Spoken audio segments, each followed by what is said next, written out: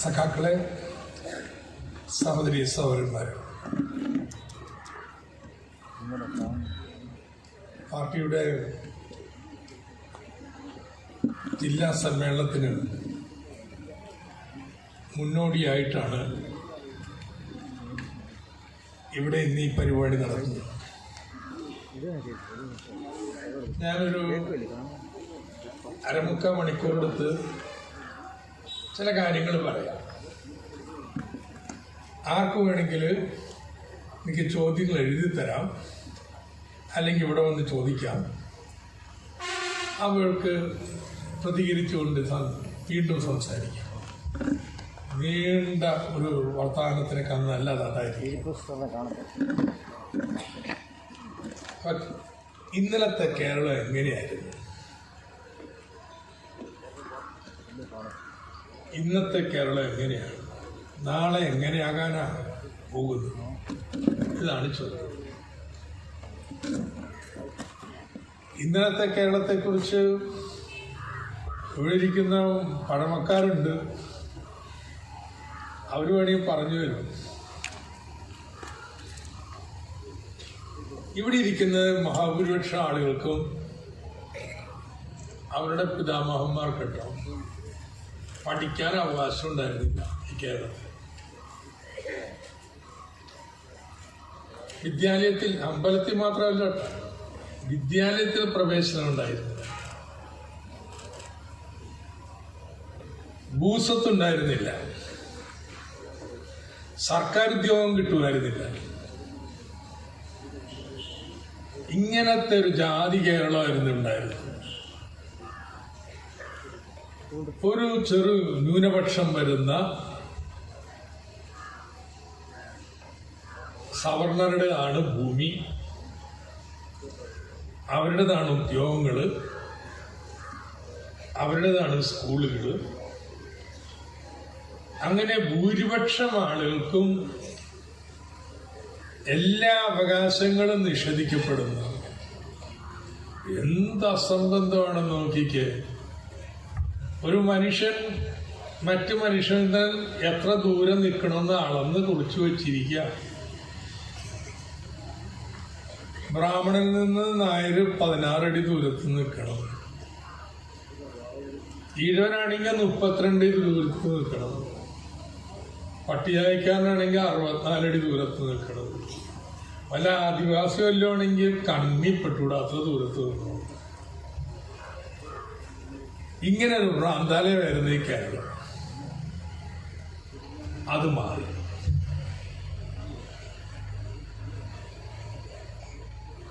അതാണ് ഇന്ന് വന്നിരിക്കുന്ന മാറ്റങ്ങളിലൊന്ന് കേട്ടോ. ഇപ്പോഴും ജാതിയൊക്കെ ഉണ്ട് മനസ്സിൻ്റെ ഉള്ളില്. പക്ഷെ പണ്ടുള്ള സ്ഥിതിയായിട്ട് താരതമ്യപ്പെടുത്തിയ ഒന്നുമല്ല കേട്ടോ.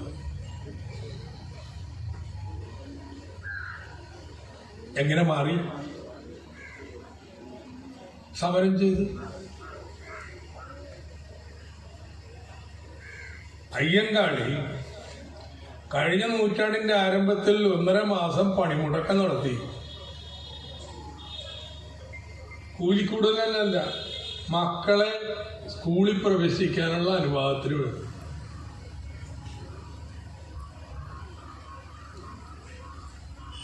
അനുവാദം കിട്ടാൻ വന്നപ്പോ ഒരു പള്ളിക്കൂടം കെട്ടിയുണ്ടാക്കി. അത് ആര് കത്തിച്ചു കളഞ്ഞു.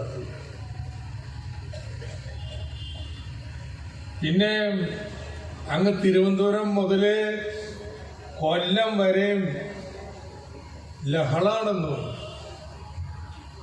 എല്ലാം വിദ്യാലയ പ്രവേശനത്തിന് വേണ്ടിയിട്ടാട്ടോ. വഴി നടക്കാനുള്ള സ്വാതന്ത്ര്യത്തിന് വേണ്ടിയിട്ട്, തീണ്ടലിനെതിരായിട്ട് ഒക്കെ കേരളത്തിലെ നവോത്ഥാന പ്രസ്ഥാനങ്ങള് ശക്തമായിട്ട് സമരം ചെയ്തതിന്റെ ഫലമായിട്ടാണ് ഇതൊക്കെ മാറിയത്. വെറുതെ മാറിയതല്ല. ഇതിന്റെ ഫലമായിട്ട് സ്കൂളുകൾ വന്നു, ആശുപത്രി വന്നു.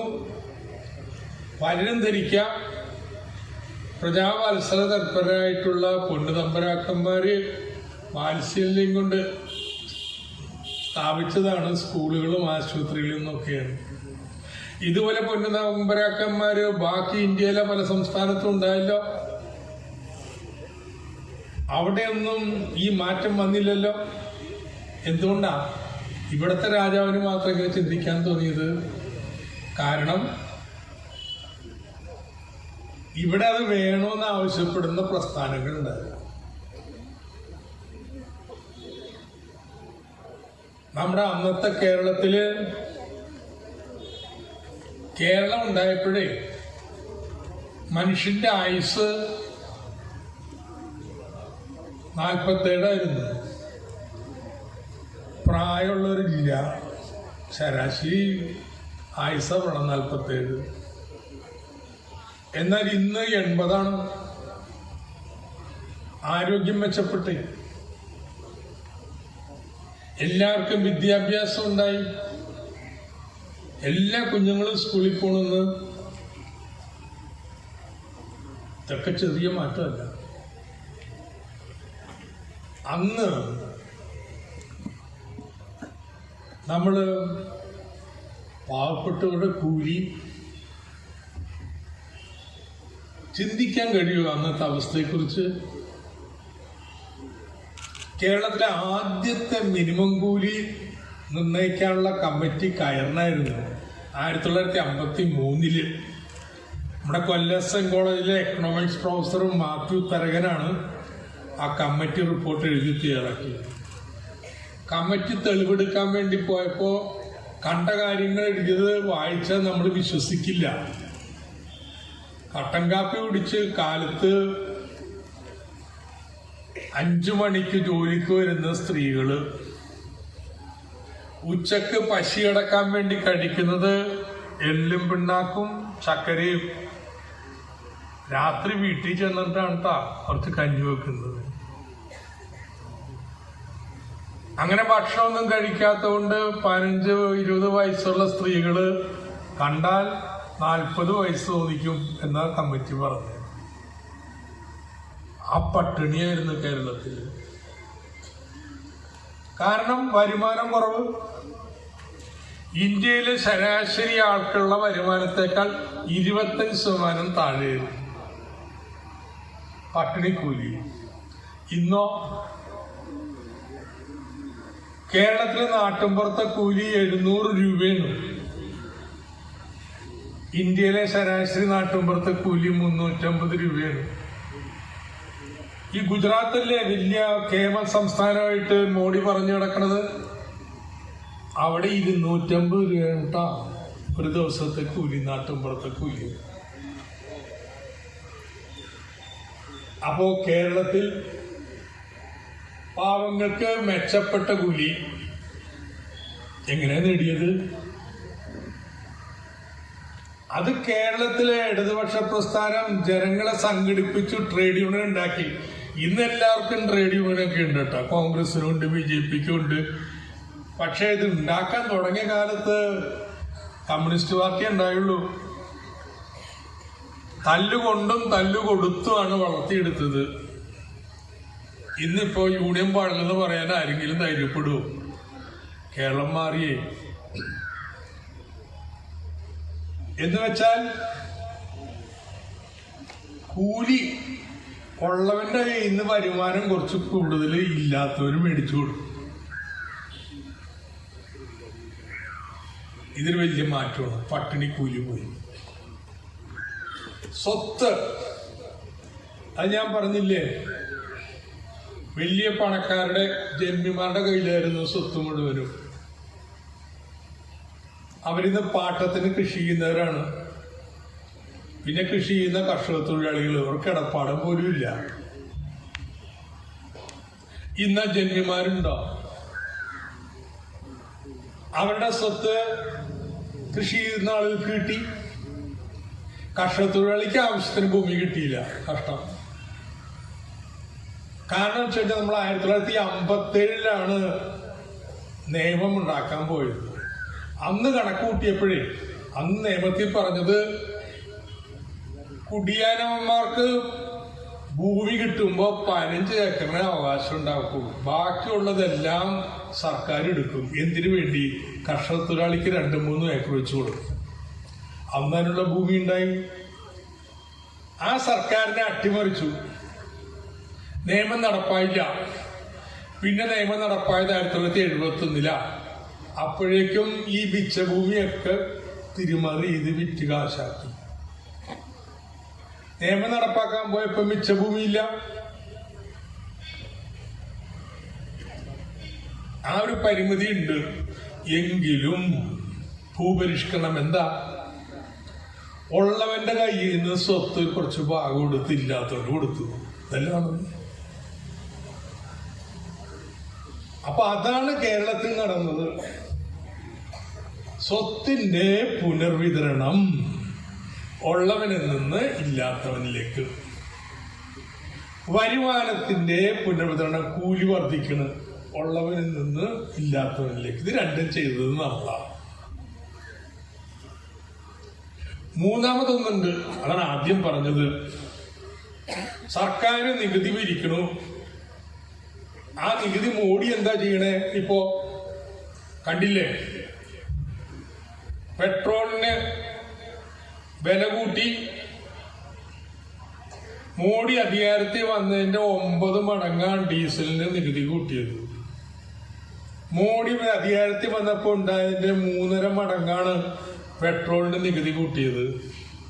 അങ്ങനെ കിട്ടിയ പണം കൊണ്ട് എന്ത് ചെയ്തു? ഇപ്പൊ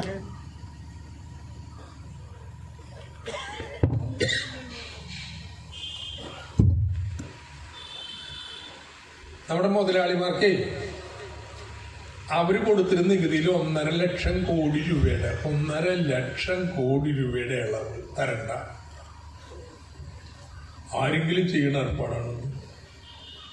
നാട്ടുകാരെ പിഴിഞ്ഞിട്ട് ആ നികുതി കൊണ്ട് മുതലാളിക്ക് സബ്സിഡി.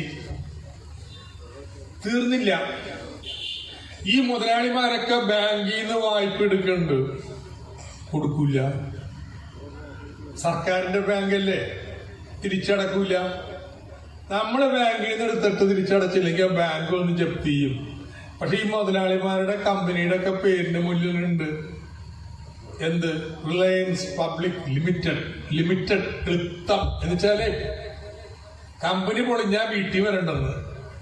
ആഫീസിൽ വന്ന് അവിടെ ഉണ്ടെങ്കിൽ എടുത്തോ, ഇല്ലെങ്കിൽ പോ. ക്ലിപ്തം, ബാധ്യത ക്ലിപ്തപ്പെടുത്തിയിരിക്കുകയാണ്. അങ്ങനെ മുതലാളിമാര് ഇഷ്ടം പോലെ ബാങ്കുകളിൽ നിന്ന് വായ്പ എടുക്കും.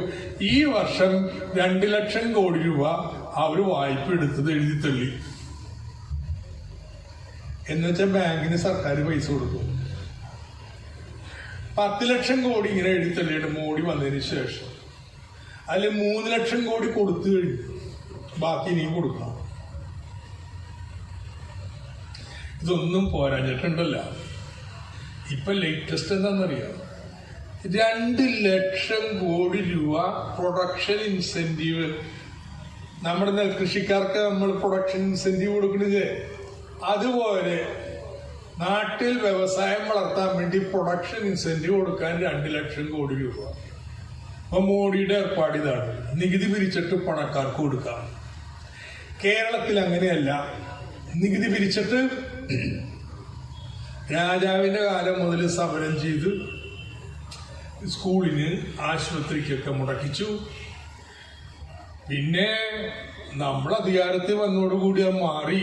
നമ്മൾ കൂടുതൽ സ്കൂൾ ആരംഭിക്കാം, ആശുപത്രി ആരംഭിക്കാം, വീട് കൊടുക്കാം, പെൻഷൻ കൂട്ടാം. ഈ നികുതി കൊണ്ട് ചെയ്യുന്നതാ. ഇതൊക്കെ ആർക്ക് വേണ്ടിയിട്ടാ? പാവപ്പെട്ടവർക്ക് വേണ്ടിയിട്ടാ.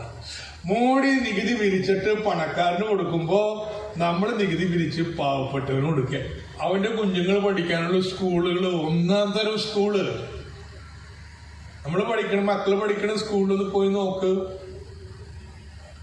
ഇപ്പൊ കോവിഡ് കഴിഞ്ഞ് തുറന്നില്ലേ? എല്ലാ ക്ലാസ് മുറിയിലും കമ്പ്യൂട്ടർ ഉണ്ട്. നമ്മൾ ആരെങ്കിലും കമ്പ്യൂട്ടർ കണ്ടിട്ടുണ്ട്? ഞാൻ എന്റെ MA കഴിഞ്ഞ് MPhil കഴിഞ്ഞ് PhD കഴിഞ്ഞപ്പോഴാ ഒരു കമ്പ്യൂട്ടർ കാണുന്നത്. ഇപ്പൊ കുഞ്ഞുങ്ങൾ കളിക്കണം 1-ാം ക്ലാസ്സിൽ കമ്പ്യൂട്ടർ തൊട്ട് കളിക്കാം. എല്ലാ സൗകര്യവും. കോവിഡ് വന്ന് ഇന്ത്യ രാജ്യത്ത് ഇന്ത്യ സർക്കാരിന്റെ കണക്ക 25% കുട്ടികൾക്ക് എന്തെങ്കിലും ഓൺലൈൻ ക്ലാസ്സിൽ പങ്കെടുത്തിട്ടുള്ളൂ. കേരളത്തിലോ 95% പേരും പങ്കെടുക്കുന്നു. സ്മാർട്ട് ഫോൺ ഇല്ലെങ്കിൽ എങ്ങനെയെങ്കിലും സ്മാർട്ട് ഫോൺ ഉണ്ടാക്കി കൊടുക്കും. സർക്കാർ സൗകര്യങ്ങൾ ഉണ്ടാക്കി കൊടുക്കുന്നു. എങ്ങനെ സഹായിക്കാൻ പറ്റുമെന്ന് നോക്കി നമ്മൾ സ്കൂൾ മെച്ചപ്പെടുത്താനായിട്ട്. ആശുപത്രി, ഞാനിന്ന് കാലത്ത് നമ്മുടെ പുനലൂർ താലൂക്ക് ആശുപത്രി പോയിട്ടവന്റെ ഒന്ന് പോയി കാണണം കേട്ടോ. നമ്മുടെ എല്ലാ താലൂക്ക് ആശുപത്രിയും അങ്ങനെ ആക്കാൻ പോയാ 6 നിലയിലാണ്. പല വാർഡും എയർ കണ്ടീഷനാണ്. സൗകര്യമായിട്ട് കിടക്കട്ടെ. 30 ആളുകൾക്കാണ് ഡയാലിസിസ് ഒരേ സമയം. അങ്ങനെയല്ല.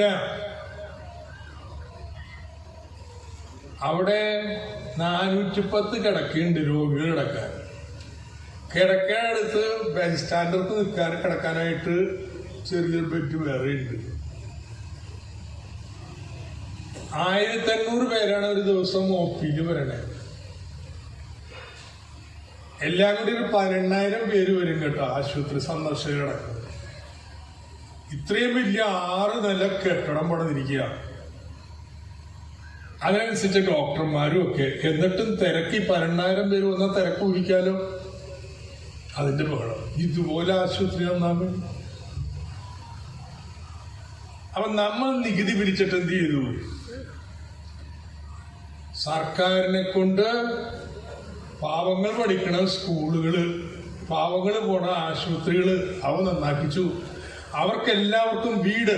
3 ലക്ഷം പേർക്ക് വീട് കൊടുത്ത എല്ലാവർക്കും വീടായി.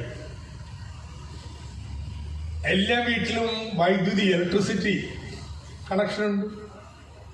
എല്ലാ വീട്ടിലും കക്കൂസ്. മോഡിയുടെ ഗുജറാത്തിൽ 40% കക്കൂസ് ഉള്ളു കേട്ടോ. വലിയ വ്യവസായ രാജ്യമൊക്കെ ആയിരിക്കും. പക്ഷെ ഇപ്പോഴും 40% പേർക്ക് ഇടും. ഇനിയിപ്പോ എല്ലാ വീട്ടിലും നമ്മൾ വെള്ളവും കൂടി കൊടുക്കാനുള്ള ഏർപ്പാട് ചെയ്യാം. ഈ കോവിഡ് വന്നു ബാക്കിയുള്ള സംസ്ഥാന സർക്കാരുകൾ പണമില്ലെന്ന് പറഞ്ഞിരുന്നു. നമ്മളെന്താ ചെയ്തത്? പാവങ്ങൾക്ക് കൊടുക്കണമെന്ന്, സംരക്ഷിക്കണം. റേഷൻ ഫ്രീ കിട്ടുന്നുണ്ട്. അതിന് പുറമെ കിറ്റ്, പലവ്യഞ്ജനവും വെളിച്ചെണ്ണയും എണ്ണയും എല്ലാം ചേർത്ത്. ഇനി അതുകൊണ്ടായില്ല, പുറത്തു പോകുമ്പോൾ ഭക്ഷണം കഴിക്കണം. നമ്മുടെ ജനകീയ ഹോട്ടലിൽ 20 രൂപക്ക് അത്യാവശ്യമാണെങ്കിൽ പണമില്ലെങ്കിൽ അവർക്ക് പോയി കഴിക്കാം. പണം കൊടുക്കണ്ട. അങ്ങനെയുണ്ട്. 10% ഊണ് അങ്ങനെ കൊടുക്കണമെന്ന വെപ്പ്. അതിനു വേണ്ടിയിട്ടാ സർക്കാർ 10 രൂപ ഒരു ഊണ് വെച്ച് കൊടുക്കുന്നത്. ഭക്ഷണം. ഇനി അത്യാവശ്യം കുറച്ച് കാശൊക്കെ വേണ്ടേ? ഇവിടെ ആരെങ്കിലും സമരം ചെയ്യേണ്ടി വന്നാ കോവിഡ് വരുമ്പോ 1000 രൂപയായിരുന്നു പെൻഷൻ, 1600 ആക്കിയതാണ്. ഉമ്മൻചാണ്ടി ഭരിച്ചപ്പോ 2500 കോടി രൂപയാണ് പെൻഷന് വേണ്ടി കൊടുത്തുകൊണ്ടിരുന്നത്. ഈ വർഷം 8500 കോടി രൂപ വേണം കേട്ടോ പെൻഷൻ കൊടുക്കാൻ. അയ്യോ കാശില്ലെന്ന് പറഞ്ഞിരുന്നിട്ടൊന്നുമില്ല. ഇതുകൊണ്ട് തികഞ്ഞില്ലെങ്കിലോ കുടുംബശ്രീ വഴി എല്ലാവർക്കും 2000 കോടി രൂപ വായ്പ. പലിശ സർക്കാർ 4% കൊടുത്താൽ ബാക്കി സർക്കാർ എടുത്തോളൂ. ഇതാണ് പാവങ്ങളെ രക്ഷിക്കാൻ. അപ്പോ പുനർവിതരണം. വരുമാനമുള്ളവരിൽ നിന്ന് കുറച്ച് വരുമാനം കൂടുതൽ പാവപ്പെട്ടവർക്ക് കൂലി കൂട്ടി. വരുമാനത്തിന്റെ പുനർവിതരണം. ഭൂപരിഷ്കരണത്തിലൂടെ ഉള്ളവരിൽ നിന്ന് ഭൂസ്വത്ത് ഇല്ലാത്തവർക്ക് സ്വത്തിന്റെ പുനർവിതരണം. പിന്നെ സർക്കാർ വഴി സേവനങ്ങളുടെ പുനർവിതരണം. ഇങ്ങനെയൊക്കെ നമ്മൾ ചെയ്തത് കൊണ്ട് നമ്മുടെ നാട്ടിലെ ജനങ്ങൾക്ക് എല്ലാവർക്കും വിദ്യാഭ്യാസമുണ്ട്, കൂടുതൽ മെച്ചപ്പെട്ട ജീവിതമുണ്ട്. ഒരു മനുഷ്യ ജന്മത്തില് ഇന്ത്യയിലെ ശരാശരിയേക്കാൾ ഒരു 15 വർഷം ആയുസ് ഈ കേരളത്തിലുള്ളത് ചെറിയ കാര്യമാണ്. അപ്പൊ ഇന്നത്തെ കേരളം അതാ, ഇന്നലത്തെ കേരളത്തിൽ നിന്ന് മാറ്റി, നമ്മളെ മാറ്റി. പക്ഷെ ഒരു പ്രശ്നമുണ്ട് കേട്ടോ. നമ്മുടെ കുഞ്ഞുങ്ങൾക്ക് നല്ല വിദ്യാഭ്യാസം എല്ലാം കിട്ടി. അപ്പം മക്കളുടെ മോഹം അച്ഛനും അമ്മയും ചെയ്യണ ജോലി ചെയ്യാനല്ല, അവന്റെ വിദ്യാഭ്യാസ യോഗ്യതക്കനുസരിച്ച് നല്ല ഉദ്യോഗം വേണമെന്ന ഏതെങ്കിലും അച്ഛനും അമ്മക്കും തങ്ങളുടെ മക്കള് തങ്ങൾ ചെയ്യണ ജോലി ചെയ്താൽ മതി എന്ന് ചിന്തിക്കുന്നുണ്ടാവും.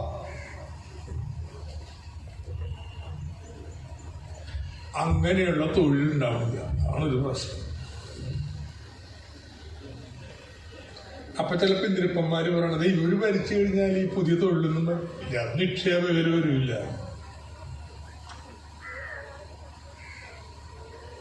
അത് വലിയ വിമർശനമാണ്.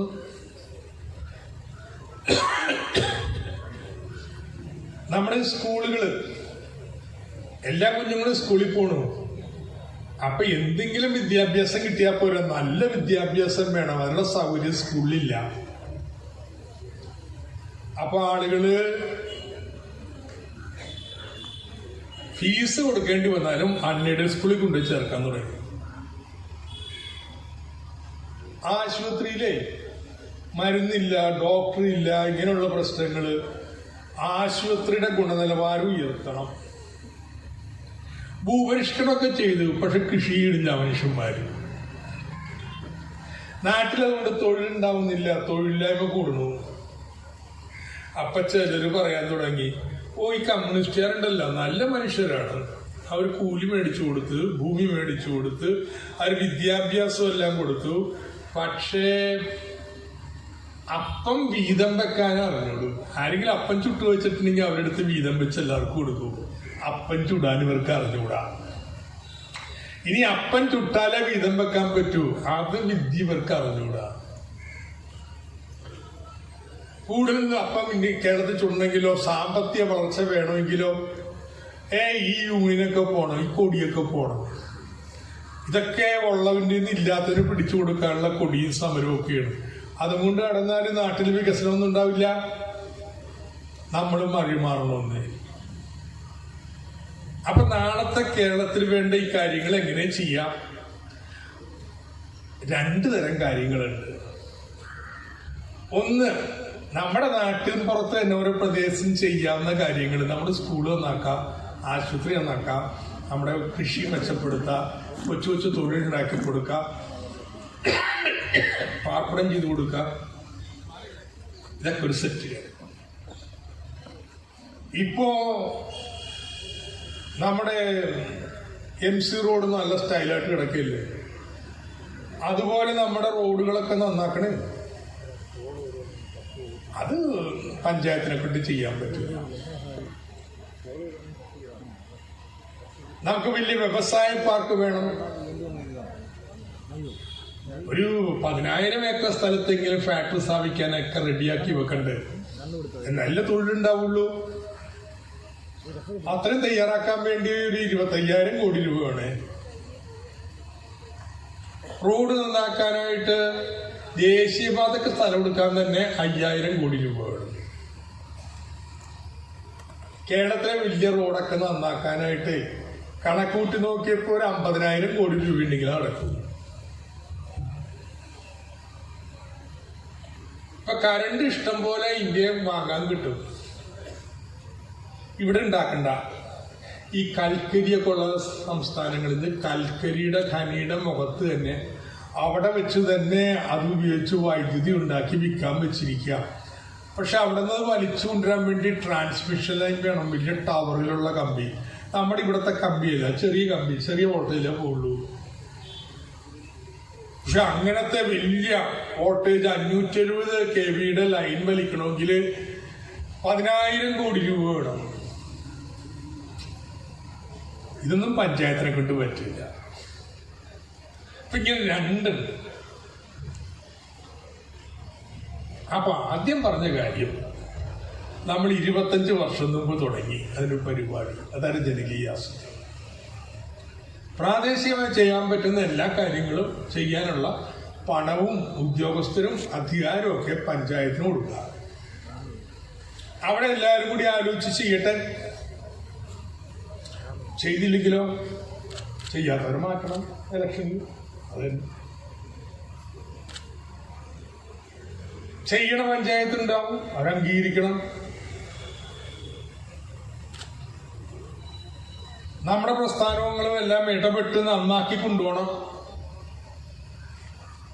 പോരായ്മയൊക്കെ ഉണ്ട് കേട്ടോ. എന്നാലും മൊത്തം നോക്കുമ്പോ പഞ്ചായത്തുകൾക്ക് കൈമാറിയ മേഖലകളിലൊക്കെ സ്ഥിതി മെച്ചപ്പെട്ട്, പഞ്ചായത്ത് മാത്രമല്ല സർക്കാരും സഹായിച്ചു കൊടുത്തു. നമ്മുടെ സ്കൂൾ മെച്ചമായി, ആശുപത്രി മെച്ചമായി, പിന്നെ വീട് എല്ലാവർക്കുമായി, വൈദ്യുതീകരണമായി, കക്കൂസ് എല്ലാവർക്കുമായി. പാവപ്പെട്ടവരുടെ എണ്ണം ഭയങ്കരമായിട്ട് കുറഞ്ഞു. ഇപ്പൊ ഇന്ത്യ സർക്കാർ പറഞ്ഞ ഇവിടെ പാവപ്പെട്ടവരില്ലെന്നാ പറയണേ. ഇന്ത്യയിൽ അത്രയും മോശമാണ് സ്ഥിതി. എന്നാൽ ഇതിലൊക്കെ മെച്ചമായി. പക്ഷെ ചില കാര്യങ്ങളിൽ മോശമാണ്. അധികാരം കൊടുത്തിട്ടും കൃഷി നന്നാക്കാൻ പറ്റണില്ല. പക്ഷെ നന്നാക്കിയ പഞ്ചായത്തില്ലേ. ഞാനിപ്പോ കൊടുമണ്ണില് അവിടുത്തെ സമ്മേളനം കഴിഞ്ഞിട്ട് വരിക. അവിടുത്തെ തരിശു ഭൂമിയിലെല്ലാം കൃഷി ചെയ്തിട്ടുണ്ട്. അവരിപ്പോ വലിയ വാഴ കൃഷിക്കാരാ. അപ്പോൾ വാഴയിൽ നിന്ന് 12 ഇനം ഉൽപ്പന്നങ്ങള്, അലുവയും കേക്കും, ക്രിസ്മസ് കേക്ക്, നമ്മുടെ പച്ചപ്പഴം, ചിങ്ങപ്പഴം ഉപയോഗിച്ചിട്ടുള്ളത്, ഇതൊക്കെ 12 ഇനം ഉണ്ടാക്കിയിട്ട് വിൽക്കാൻ വേണ്ടി വെക്കുക. ചെയ്യണ പഞ്ചായത്തും ഉണ്ട്. ഞാൻ പറഞ്ഞു വരുന്നത്, നന്നാവും എല്ലാവരും എല്ലാ പഞ്ചായത്തും ഒന്നും ഗ്യാരണ്ടി ഒന്നും ഇല്ല. പക്ഷെ നന്നാവണമെന്ന് ആഗ്രഹം ഉണ്ടെങ്കിൽ ചെയ്യാം കേട്ടോ. പണമുണ്ട്, അധികാരമുണ്ട്, ഉദ്യോഗസ്ഥരുണ്ട്. നന്നാവണമെന്ന് തീരുമാനിക്കണം, എന്നാ ചെയ്യാം. അല്ല ഇങ്ങനെയൊക്കെ എന്തി പിരിഞ്ഞ് പോയാൽ വെച്ചാൽ അങ്ങനെ നടക്കും. EMS പറഞ്ഞു വെച്ചു കഴിഞ്ഞാൽ നമ്മുടെ പ്രസ്ഥാനങ്ങളുടെ രാഷ്ട്രീയമായിട്ട് ഇത് മാറിക്കഴിഞ്ഞാൽ നന്നാവും. ഇവിടെ കൃഷി മെച്ചപ്പെടുത്തണം, കർഷക സംഘം ഇറങ്ങണം, കർഷക തൊഴിലാളികൾ ഇറങ്ങണം. ഇതുപോലെ ഓരോ മേഖലയിലും അവകാശത്തിന് വേണ്ടി സമരം ചെയ്ത പോലെ ഈ അധികാരം ഉപയോഗിച്ച് ജനങ്ങളുടെ സ്ഥിതി മെച്ചപ്പെടുത്താൻ ഇറങ്ങണം. അങ്ങനെ നാട് നന്നാവും. അതിപ്പോ നടന്നുകൊണ്ടിരിക്കുക. അപ്പൊ അതിപ്പോ ലോകപ്രസിദ്ധമാണ് കേട്ടോ. ഈ കേരളത്തിൽ മാത്രം ഇങ്ങനെ നടന്നുള്ളൂ, ഇന്ത്യയിലെങ്കിലും നടന്നില്ല. രാജീവ് ഗാന്ധിയുടെ 74 ഭരണഘടനാ ഭേദഗതിയുടെ അടിസ്ഥാനത്തിലാണല്ലോ നമ്മളുടെ ജനകീയാസൂത്രണം ആരംഭിച്ചത്. ഈ സർക്കാരിന്റെ തുടക്ക വർഷത്തിലായിരുന്നു 74 ഭരണഘടനാ ഭേദഗതിയുടെ 25ാം വാർഷികം. ഈ ഇന്ത്യ മഹാരാജ്യത്തില് കേരളത്തിൽ മാത്രമാണ് അത് ആഘോഷിച്ചത്. കോൺഗ്രസ് ഭരിക്കുന്ന സംസ്ഥാനത്ത് പോലും മറന്നുപോയി. ഞങ്ങൾ ചോദിച്ചപ്പോഴാണ് ഇങ്ങനെയാണല്ലോ എന്ന് ഓർക്കുന്നത്. ഞാനും ഫിലിപ്പോസും കൂടി ഒരു കമ്മിറ്റിയിൽ അംഗമായിരുന്നു കേട്ടോ. നമ്മുടെ ഇന്ത്യ രാജ്യത്തെ പഞ്ചായത്തുകളൊക്കെ നന്നാക്കാന്നുള്ളത്. അപ്പോ അതിന് മണിശങ്കരൻ എന്നുള്ള മന്ത്രിയായിരുന്നു എൻ്റെ ഉസ്താദ്. അദ്ദേഹത്തെ കഴിഞ്ഞ പ്രാവശ്യം കണ്ടപ്പോ അത് ഗുണം പിടിക്കില്ല. അദ്ദേഹം പറയണ് ഒരാൾക്കും ചിന്തയില്ല, അതിന്റെ വാർഷികം പോലും ആഘോഷിക്കാനായിട്ട് യോഗം നടത്താൻ കോൺഗ്രസ് പറ്റിയില്ല എന്ന് അദ്ദേഹം എന്നോട് രഹസ്യം പറയും. അപ്പൊ നമ്മുടെ കേരളത്തിൽ ഇതൊക്കെ നമ്മൾ മുന്നോട്ട് കൊണ്ടുപോകണം. നമ്മുടെ കുടുംബശ്രീ, കോവിഡ് വന്നു. കുടുംബശ്രീയുടെ നേട്ടം ഞാൻ പറയാം. വരുമാനമില്ല, തൊഴിൽ പോയില്ലേ. കുറച്ചൊക്കെ കിറ്റൊക്കെ സർക്കാർ തന്നു, എന്നാലും കാശിന് കാശ് തന്നെ വേണ്ടത്. അപ്പൊ അങ്ങനെ വരുമ്പോഴാണ് നമ്മൾ കടം എടുക്കണത്. കോവിഡ് വന്നപ്പോ ബാങ്കുകൾ കടം കൊടുക്കണം അവസാനിപ്പിച്ചു. ബാങ്കുകളോട് മന്ത്രി പറയുന്നുണ്ട് കടം കൊടുക്കാൻ വേണ്ടി പണം അനുവദിക്കുന്നു. പാക്കേജിന്റെ ഭാഗമായി 10 ലക്ഷം കോടി ബാങ്കുകൾക്ക്. പക്ഷെ ബാങ്കുകൾ കടം കൊടുക്കൂല. കാരണം കൊടുത്ത് തിരിച്ചു കിട്ടുന്നില്ല, മൊറട്ടോറിയമാണ്. അപ്പൊ ഇത് പുതിയത് കൊടുക്കണില്ല, ഒരു ബാങ്ക് കൊടുക്കണില്ല. എന്തെങ്കിലും ഉപായമൊക്കെ പറഞ്ഞ് കൊടുക്കാതിരിക്കുക. കേരളത്തിലോ കണക്കുണ്ടെന്ന്. കേരളത്തിലെ 60% കുടുംബങ്ങളും കുടുംബശ്രീന്ന് വായ്പ എടുത്തു. 2000 കോടി രൂപ കുടുംബശ്രീ വഴി വായ്പ കൊടുത്തു. ഇന്ത്യ രാജ്യത്ത് വിലങ്ങും നടന്നിട്ടില്ല, ഈ കേരളത്തിൽ നടന്നിട്ടുള്ളൂ. കേരള സർക്കാരും അങ്ങനെ തന്നെ ഇരുന്നിട്ടാ. ഞാൻ പറഞ്ഞില്ലേ, പെൻഷൻ കൂട്ടി, കിറ്റ് കൊടുത്ത്. അപ്പോ ഇന്ത്യയിലൊരു നിയമമുണ്ട്, കടം മേടിക്കണ പണം എടുത്ത് പെൻഷൻ കൊടുക്കാൻ പാടില്ല, ക്ഷേമപ്രവർത്തനം പാടില്ല, ശമ്പളം പാടില്ല, അതൊന്നും ചെയ്യാൻ പാടില്ല. അതുകൊണ്ട് റോഡും പാലവും കെട്ടിടമൊക്കെ പണിയാനേ പാടുള്ളൂ, ആസ്തികൾ ഉണ്ടാക്കാനേ പാടുള്ളൂ കടമെടുത്താൽ. ഇപ്പൊ വലിയ നിയമമൊക്കെ പാസ്സാക്കി വെച്ചിരിക്കുകയാണ്. നമ്മൾ ആ നിയമം അനുസരിക്കാറില്ല. അപ്പൊ മീശ കേന്ദ്ര സർക്കാർ വരും, എന്താണ് നിങ്ങളുടെ റവന്യൂ കമ്മി കൂടിയിരിക്കുന്നു, നമ്മുടെ പത്രക്കാർ എഴുതിക്കൊണ്ടിരിക്കുന്നത്. എന്താ എന്റെ മറുപടി എന്നറിയോ? റോഡിലും പാലത്തിലും നിക്ഷേപിക്കുന്നത് മാത്രമല്ല നിക്ഷേപം, ഈ വിദ്യാഭ്യാസത്തിന് മുടക്കുന്ന പണം നിക്ഷേപമാണ്, മനുഷ്യനുള്ള നിക്ഷേപമാണ്. ഇവർക്ക് ഈ വിദ്യാഭ്യാസം ഉള്ളതുകൊണ്ട് ഗൾഫിൽ ഇപ്പോൾ പണിയെടുത്ത് ഈ നാട്ടുകാർ പണിതുണ്ടാക്കുന്നതിന്റെ 1/3 വരുന്ന തുക ഗൾഫിൽ നിന്ന് നമുക്ക് അയച്ചു തരുന്നത്. അതുകൊണ്ട് ഇത് ക്യാപിറ്റൽ എക്സ്പെൻഡിച്ചറാണ്, നിക്ഷേപമാണ്. അതുകൊണ്ട് എനിക്ക് നിങ്ങളുടെ അക്കൗണ്ടിങ് രീതിയുടെ കുഴപ്പമാണ്, നിങ്ങളുടെ കണക്കെഴുതി രീതിയുടെ കുഴപ്പമാണെന്ന് നമ്മൾ പറഞ്ഞിരിക്കും. പക്ഷെ നിയമമാണ്. അപ്പൊ ബാക്കി സംസ്ഥാനത്തെ മന്ത്രിമാരൊക്കെ ഇതൊന്ന് വിശ്വസിച്ച് ഇതുമ പിടിച്ച് ആണയിട്ടാണ് ജീവിക്കുന്നത്. ഇവരുടെ ട്രഷറിയിൽ വായ്പ എടുത്ത് പണം വരുന്നു. ഇത് ഈ പ്രവർത്തനങ്ങൾക്കൊന്നും ചെലവഴിക്കാൻ പാടില്ല. അപ്പൊ എന്തിച്ചു? റോഡും പാലും ഒക്കെ ബില്ല് വരുമ്പോഴല്ലേ കൊടുക്കാൻ പറ്റൂ. ട്രഷറിയിൽ, ഖജനാവില് മിച്ചം കിടക്കിയ പണം അത് ഓരോ വർഷം കഴിക്കുമ്പോൾ കൂടുമ്പോഴാണ്. ഞാൻ 2006 മന്ത്രിയായപ്പോ എന്റെ ആദ്യത്തെ ബഡ്ജറ്റ് പ്രസംഗത്തിൽ ഞാൻ ഇതിനെക്കുറിച്ച് 2 പേജ് പ്രസംഗിച്ചിട്ടുണ്ട്. അന്ന് 50,000 കോടിയായിരുന്നു ഇങ്ങനെ ട്രഷറി മിച്ചം കിടന്നത്. ഇത്തവണ മന്ത്രിയായി കഴിഞ്ഞപ്പോ നോക്കിയപ്പോ 1.5 ലക്ഷം കോടി രൂപയാണ് മിച്ചം കിടക്കുന്നത്. ഞാൻ ഇവിടെ ഒറീസക്കാരൻ ഒരു മന്ത്രിയോട് ഞാൻ ചോദിച്ചു, അല്ല ഇത് ചെലവഴിച്ചുകൂടെ, അല്ല സ്കൂളോ ഒക്കെ തുടങ്ങിക്കൂടെ? അത് നിങ്ങളുടെ കേരളത്തിൽ പോലെയല്ല, നമുക്ക് സ്കൂളൊക്കെ പെട്ടെന്ന് അങ്ങനെ തുടങ്ങാൻ ഈ പണം ചെലവാക്കാൻ വിഷമിക്കണേ. അപ്പൊ ഞാൻ പറഞ്ഞ എല്ലാ കർഷകർക്കും 1000 രൂപ വെച്ച് മാസം വെച്ച് കൊടുക്കാം. അപ്പൊ ഇയാൾക്കിത് മനസ്സിലാവണില്ല, അത് കളിയാക്കണമെന്നാ വിചാരിക്കണേ. ഞാൻ പറഞ്ഞ മിസ്റ്റർ, ഞങ്ങളുടെ നാട്ടില് കർഷകത്തൊഴിലാളി പെൻഷനായിട്ട് ഇത്രയും പേർ കൊടുക്കുന്നുണ്ട്, അത് കൊടുക്കുവേണം, ചെയ്യില്ല. പക്ഷെ ഞാൻ വിചാരിച്ചു കോവിഡ് വന്നപ്പോ ഈ 1.5 ലക്ഷം കോടി ഇങ്ങനെ കിടക്കണ്ടല്ലോ, അതൊക്കെ ചെലവാക്കും. അങ്ങനെ ഞാൻ വിശ്വസിച്ചിരിക്കുകയായിരുന്നു. RBIയുടെ ഈ വർഷത്തെ വാർഷിക റിപ്പോർട്ട് വന്നപ്പോ ഈ കോവിഡ് കാലത്ത് 1.5 ലക്ഷം കോടി രൂപ മിച്ചമുണ്ടായിരുന്നത് 2.5 ലക്ഷം കോടി. ചേടാ, മനുഷ്യൻ പട്ടിണി കിടന്ന് മരിക്കണു. ഡൽഹിയിൽ നിന്ന് കാൽനടയായിട്ട് ആസാമിന് പോണു. ചികിത്സയില്ലാത്തതുകൊണ്ട് കൂട്ടമരണം, അതുകൊണ്ട് ചിതയൊരുക്കുന്നു. ചിതയൊരുക്കാനായിട്ട് നേരമില്ലാത്തതുകൊണ്ട് ഗംഗയിൽ ഒഴുക്കണു. ഈ ഇന്ത്യയിലാണ് 2.5 ലക്ഷം കോടി രൂപ ട്രഷറിയിൽ ബാക്കി വെച്ചിട്ട് ഇങ്ങനെ ഇരിക്കണ സംഭവിച്ചിരി. കാരണം എന്താ? ഈ പിന്തിരിപ്പ നയങ്ങളൊക്കെ വിശ്വസിച്ച് ആത്മാർത്ഥമായിട്ടൊക്കെ നടപ്പാക്കിക്കൊണ്ടിരിക്കുക. ഒറ്റ സംസ്ഥാനമുള്ള വ്യത്യാസം, ഈ കേരളം. കേരളത്തിൽ എന്റെ ഫിനാൻസ് സെക്രട്ടറിയോട് ഞാൻ പറഞ്ഞത്, ഒരു ദിവസം ട്രഷറി മിച്ചം ഉണ്ടെങ്കിൽ നമ്മളൊന്നും തെറ്റില്ല കേട്ടോ, ചെലവാക്കിക്കോ. ചോദിച്ച് എന്താ വേണ്ടെന്ന് ചോദിച്ചു കൊടുത്തോണം. ഞാനത് വിശ്വസിക്കണില്ല ട്രഷറിയിൽ മിച്ചം വെക്കുന്നതിനെ കുറിച്ച്. അപ്പൊ എല്ലാ ദിവസവും 1000-1500 കോടി രൂപ ട്രഷറിയിൽ കടവാ. അപ്പൊ ആളിങ്ങനെ പറഞ്ഞു, ആയിക്കോട്ടെ, എനിക്ക് വല്ല നഷ്ടമുണ്ടോ, കടത്തിന് പലിശ കൊടുത്താൽ പോരെ. അല്ല സർ, ഓവർ ഡ്രാഫ്റ്റ് ആവും സർ. 2000 കോടിയേക്കാൾ കൂടുതൽ കടം വന്നാൽ ഈ കടം മുഴുവൻ 14 ദിവസത്തിൽ തിരിച്ചടച്ചില്ലെങ്കിൽ ട്രഷറി പൂട്ടും. അതാണ് ട്രഷറി പൂട്ടാന്ന് പറയുന്നത്. അവിടെ അങ്ങനെ വരട്ടെ. പിന്നെ 14 ദിവസമില്ല, എവിടെ നിങ്ങൾ കടം മേടിച്ച് താഴ്ത്തുകൊണ്ടിരുന്നത്?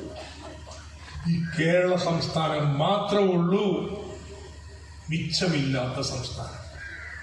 ഈ നാട്ടിലെ ജനങ്ങൾക്ക് എന്ത് വേണോ അത് കൊടുക്കലായിരുന്നു. ഇങ്ങനെയൊക്കെ ചെലവാക്കുമ്പോ ഒരു പ്രശ്നമുണ്ട്. പണമെല്ലാം ഇങ്ങനെ കൊടുത്തില്ലേ, നമുക്ക് സന്തോഷം. പക്ഷേ നമ്മുടെ റോഡിന്റെ കിടപ്പ് എങ്ങനെയാ? നല്ല റോഡ് കാണണമെങ്കിൽ അവിടെ പോകണം. എവിടെ? തമിഴ്നാട്ടിൽ പോകണം എന്നൊരു ചൊല്ല് തന്നെയുണ്ട്. ഇലക്ട്രിസിറ്റി കൃത്യമായിട്ടില്ല, ഒരു വ്യവസായ പാർക്കില്ല. ഇപ്പൊ ഞാൻ ഈ പറഞ്ഞ കാര്യങ്ങൾക്കെല്ലാം കൂടി 70,000 കോടി രൂപയെങ്കിലും വേണം. അപ്പൊ എങ്ങനെ കേരളം ഇങ്ങനെ പോകാം?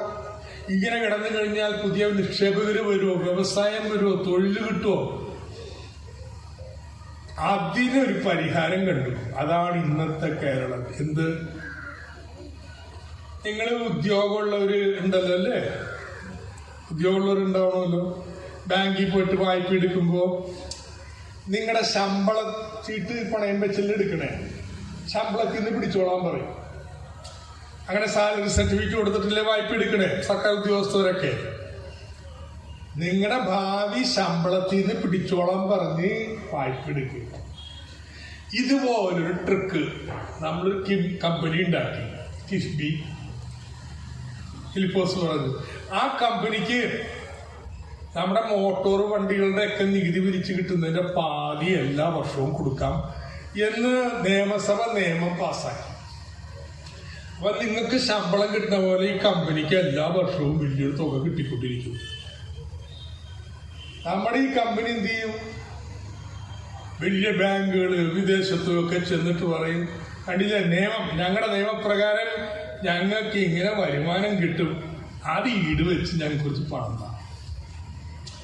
നിങ്ങളുടെ ശമ്പളച്ചീട്ട് കൊണ്ട് നിങ്ങൾ വായ്പ എടുക്കണ പോലെ കിഫ്ബി അതിന് കിട്ടാൻ പോണ വരുമാനം പണയം വായ്പ എടുക്കും. ഇപ്പൊ പഞ്ചായത്ത് മെമ്പർമാരോട് ഇപ്പില്ലേ, ഹഡ്കോ നിങ്ങള് ലൈഫിന് വീടിന് എങ്ങനെ കൊടുക്കണ പണം? സർക്കാർ ഗ്യാരണ്ടിന്നല്ല, ഹഡ്കോയിന്ന് വായ്പ എടുത്തില്ലെന്ന്. വായ്പ എടുത്തപ്പോ എഴുതി കൊടുത്തിട്ടുണ്ട്, ഞങ്ങൾക്ക് സർക്കാരിൽ നിന്ന് ഭാവിയിൽ ഇങ്ങനെ പണം കിട്ടും, കിട്ടുമ്പോ അതിൽ നിന്ന് തിരിച്ചടച്ചോളാം, സർക്കാർ പറയും ഞങ്ങൾ പിടിച്ചു കൊടുത്തോളാം. അപ്പോഴാണ് നിങ്ങൾക്ക് കിട്ടുന്ന ലൈഫിനുള്ളത്. ഇത് തന്നെ ഇത്രേ ഉള്ളൂ. പക്ഷെ 70,000 കോടി രൂപയുടെ റോഡ്, പാലം, കെട്ടിടങ്ങൾ ഇതൊക്കെ അങ്ങോട്ട് കേരളത്തിൽ വന്നുകൊണ്ടിരിക്കുകയല്ലേ. 10,000 കോടിയുടെ ബില്ല് മാത്രമേ കൊടുത്തിട്ടുള്ളൂ. 60,000 കൊടുക്കാൻ പോണേ ഉള്ളൂ. അതങ്ങ് തീർന്നു കഴിയുമ്പോൾ നമ്മുടെ കേരളം മാറില്ലേ? മറ്റേത് സംസ്ഥാനത്തേക്കാൾ നല്ല റോഡ്, വൈദ്യുതി സംവിധാനങ്ങള്. ഇപ്പോ കുഞ്ഞുങ്ങൾക്ക് കമ്പ്യൂട്ടർ ഉണ്ട് സ്കൂളില്, വീട്ടില് സ്മാർട്ട് ഫോണാണ്, പക്ഷെ ഇന്റർനെറ്റ് ഉണ്ടാവില്ല. നാട്ടുമ്പുറത്താണെങ്കിൽ അതില്ലെങ്കിൽ ഇതുകൊണ്ട് ആരും കാര്യമില്ല. ഇപ്പൊ കുടുംബശ്രീ വഴി ലാപ്ടോപ്പ് കൊടുക്കാൻ വേണ്ടി തീരുമാനിച്ചപ്പോ ലാപ്ടോപ്പ് കിട്ടാനില്ല. ലോകത്ത് കിട്ടാനില്ല, കോവിഡ് വന്നിട്ട്. അതുകൊണ്ട് താമസമുണ്ട്, ലാപ്ടോപ്പ് വരും. പക്ഷെ വീട്ടില് ഇന്റർനെറ്റ് കിട്ടുന്നവന് ഫോൺ 2,000 കോടി രൂപ ചെലവാണ്. ചെയ്യണം നാടിന് വേണ്ടുന്നതെല്ലാം. അങ്ങനെ നമ്മുടെ നാട്ടിലെ പശ്ചാത്തല സൗകര്യമില്ല എന്നത് ഒരു പഴങ്കഥയാവണ്. നമ്മുടെ രാജ്യത്ത്, നമ്മുടെ സംസ്ഥാനത്ത് നല്ല റോഡുകളും പാലങ്ങളും കെട്ടിട സൗകര്യങ്ങളും വൈദ്യുതിയും ഒക്കെ വരും. ഇതാണ് ഇന്നത്തെ കേരളം. നാളത്തെ കേരളം എന്താണ്? ഇത് ഉപയോഗിച്ച് നല്ല ഉദ്യോഗം കേരളത്തിൽ ഉണ്ടാക്കണം. അങ്ങനെ ഉണ്ടാക്കാൻ പറ്റുമോ? പറ്റും. ജർമ്മൻകാർ വന്നിരിക്കണം, അവർക്ക് 10,000 നേഴ്സുമാരെ വേണം. കേരള നേഴ്സുമാരെ ഇഷ്ടം. എന്താ? ഈ കോവിഡ് കാലത്ത് നമ്മുടെ നടത്തിയ പ്രതിരോധം ഇന്ത്യ മരിച്ചതിന്റെ ഒരു 1/5 ജനങ്ങളെ ആനുപാതികമായിട്ട് കേരളത്തിൽ മരിച്ചിട്ടുള്ളൂ. അതാ കണക്ക്. ഇപ്പൊ ഈ പത്രത്തിൽ വരുന്നൊക്കെ കള്ളക്കണക്കാണ്. നമ്മുടെ ജനന മരണ രജിസ്റ്റർ ഇല്ലേ പഞ്ചായത്തിലൊക്കെ, അപ്പോ കോവിഡിന് മുമ്പ് ആ രജിസ്റ്റർ എടുത്താൽ അന്ന് മരിച്ചവരുടെ എണ്ണം എത്രയെന്ന് കണക്കെടുക്കാം ഒരു വർഷം. ഇപ്പൊ കോവിഡ് കാലത്ത് എടുത്തപ്പോ അന്ന് സാധാരണഗതിയിൽ മരിക്കുന്നതിനേക്കാൾ 20% 30% കൂടുതലാണ്. കേരളത്തിൽ കുറച്ച് കൂടുതൽ. ഇന്ത്യയിലൊക്കെ 20% 30% മരണനിരക്ക് കൂടുതലാണ്.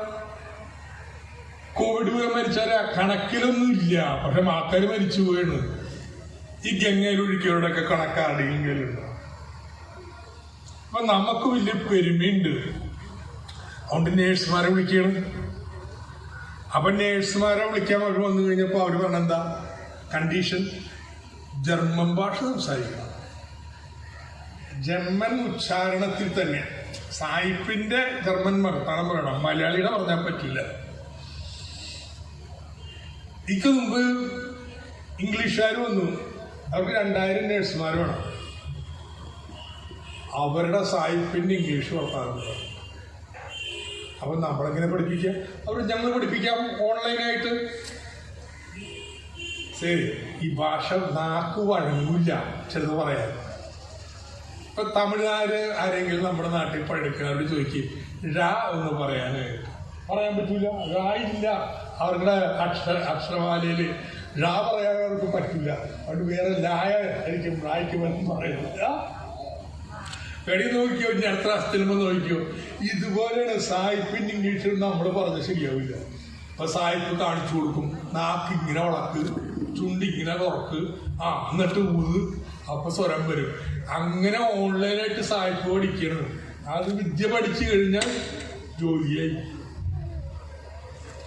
ഇതുപോലെ ഇന്ന് ലോകത്ത് എല്ലാം കമ്പ്യൂട്ടർ വഴിയാ ചെയ്യണേ. നമ്മുടെ പിള്ളേരെല്ലാം പഠിച്ചിട്ടുണ്ട്, കമ്പ്യൂട്ടർ മാത്രം പഠിക്കില്ല. ഇപ്പൊ പഠിച്ചു തുടങ്ങി, നേരത്തെ അങ്ങനെ ഇല്ല.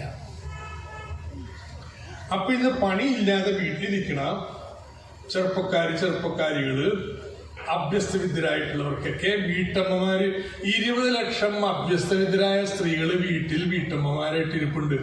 അവരെയൊക്കെ ഈ കമ്പ്യൂട്ടർ വിദ്യ പഠിപ്പിക്കുകയാണെങ്കിൽ, അവർ കോളേജിൽ പഠിച്ചത് കമ്പ്യൂട്ടർ വഴി ചെയ്യാൻ പഠിപ്പിച്ചു കൊടുക്കുകയാണെങ്കിൽ ജോലി കിട്ടും. എങ്ങനെ? ഇപ്പോ കമ്പനികളിൽ ഇരുന്ന് മനുഷ്യന്മാർ പണിയെടുക്കണില്ല.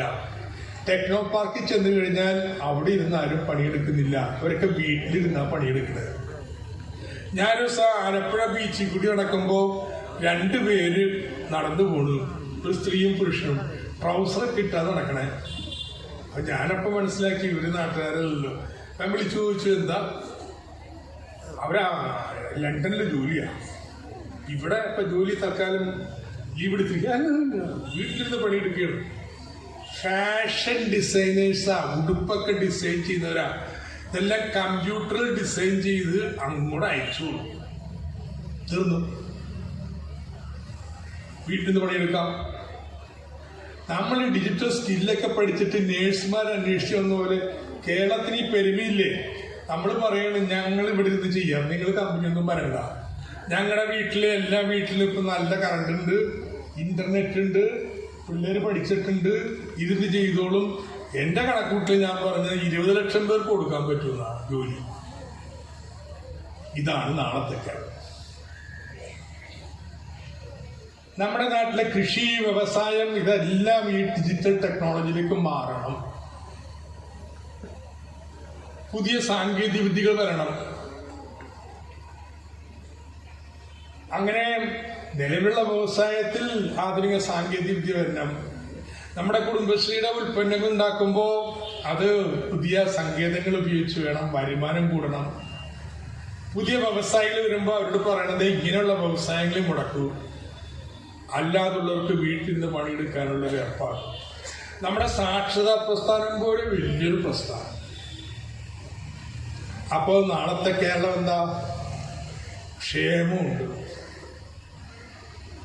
എല്ലാവർക്കും വിദ്യാഭ്യാസം, ആരോഗ്യം, സാമൂഹ്യക്ഷേമങ്ങളൊക്കെ ഉണ്ട്. അതിപ്പോഴേ ഉണ്ട്.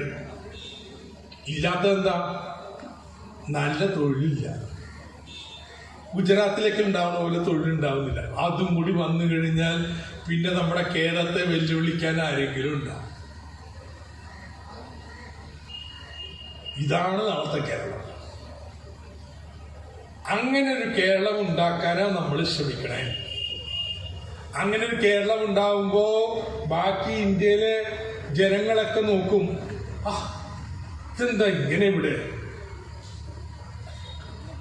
ഇപ്പൊ നമ്മൾ പറയും ഞങ്ങളുടെ നാട്ടിൽ ഈ ക്ഷേമം ഉണ്ടെന്നൊക്കെ പറയുമ്പോൾ ഗുജറാത്തുകാരൻ പറയും നിങ്ങളുടെ നാട്ടിൽ തൊഴിലുണ്ടോ? പിന്നെ അവരൊന്ന് കൊഞ്ഞരം കാണിക്കാൻ വേണ്ടി നമ്മൾ പറയും നിങ്ങളുടെ നാട്ടിൽ കക്കൂസും ഉണ്ടോ? അങ്ങനെ ചോദിക്കാൻ. അപ്പൊ അവരും ഉണ്ടായിരുന്നോളൂ. പക്ഷെ ഇനി അങ്ങനെയല്ല. ക്ഷേമമുണ്ട്. ഗുജറാത്തിനേക്കാൾ വേഗതയിൽ വളരുന്നൊരു കേരളം, അതാണ് നാളത്തെ കേരളം. ഇത്തരം ഒരു പരിപാടിയാണ് കേരളത്തിലെ സർക്കാർ നടപ്പാക്കാൻ വേണ്ടി പരിശ്രമിക്കുന്നത്.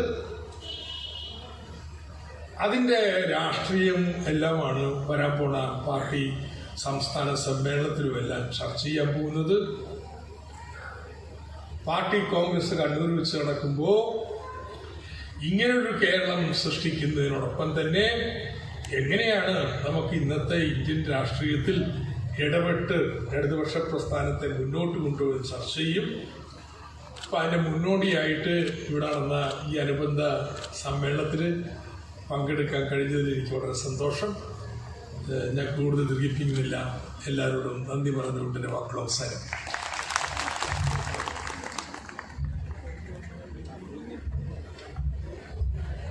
ചോദ്യങ്ങൾ ഉണ്ടെങ്കിൽ എത്രയും പെട്ടെന്ന് വേദിയിലെത്തിക്കണം.